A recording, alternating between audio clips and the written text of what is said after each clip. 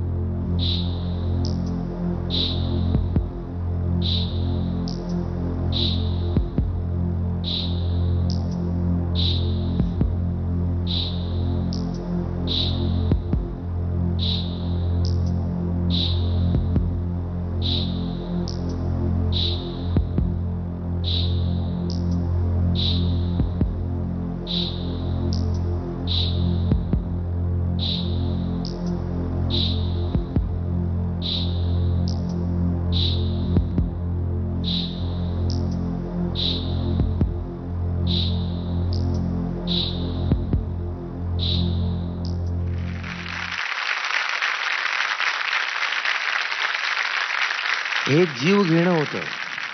प्रत्येक क्षण हा जीव घेणा होता. हे करत असताना हे ठीक आहे, याच्या उपरांत त्या मुलांच्या अंगावर शस्त्र बांधण्याचं प्रयोजन काय, मला तुम्ही सांगा.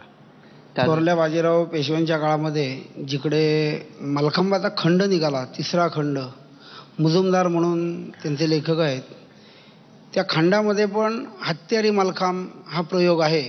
हा प्रयोग काही आम्ही नवीन करतोय असं नव्हे.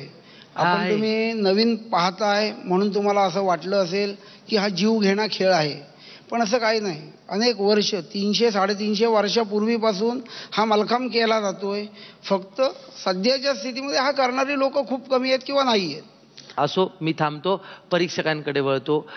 मुग्धा, तुम्हाला सगळ्यांना मला एकच सांगावंसं वाटेल, हा एक चांगला म्हणू शकते मी आणि खूप छान सुद्धा माझी म्हणायची इच्छा आहे. एक स्किलफुल, भीतीदायक आणि जीवघेणा असा प्रयोग मी पाहिला. तुमचं स्किल माहिती आहे आम्हाला, त्याच्यासाठी तलवार घेऊन परत परत सिद्ध करायची गरज मला वाटली नव्हती. काहीतरी वेगळं दाखवायचं, बरोबर, म्हणून हत्यारी मलखांब केला. बरोबर. मकरंद सर, कसं आहे, आता क्रिकेटमधला रिव्हर्स स्विंग सारखा झालाय. चेंडू थोडासा जुना होतो, मग फास्ट बॉलर त्याचा वेगळ्या पद्धतीने उपयोग करतो. तो त्याला सीम दुसरीकडे असते, त्याचा स्विंग वेगळा होतो. मला असं वाटतं तुमचा जो निराधार मलखांब आहे तो आता हळूहळू रिव्हर्स स्विंग व्हायला लागलाय. जादुई मलखांब आम्ही बघत होतो तो, पण आता तो हत्यारी मलखांब झाल्यापासनं तो आम्हाला थोडा बोचायला लागलाय. पण हो, आपण एवढंच म्हणू शकतो की हा पार पडला आमच्यासाठी आणि काही नाही. पदक किती मुग्धा देशील तू? हा, मला खूप तुमचं स्किल लपलेलं नाहीये, तुमचं धाडस लपलेलं नाहीये, पण या तलवारी तुमच्या थोड्याशा मला अगेन्स्ट गेल्या असं वाटतंय, म्हणून मी तुम्हाला 9 मेडल्स देणार आहे. 9 मेडल्स मिळालेली आहेत. धन्यवाद सर.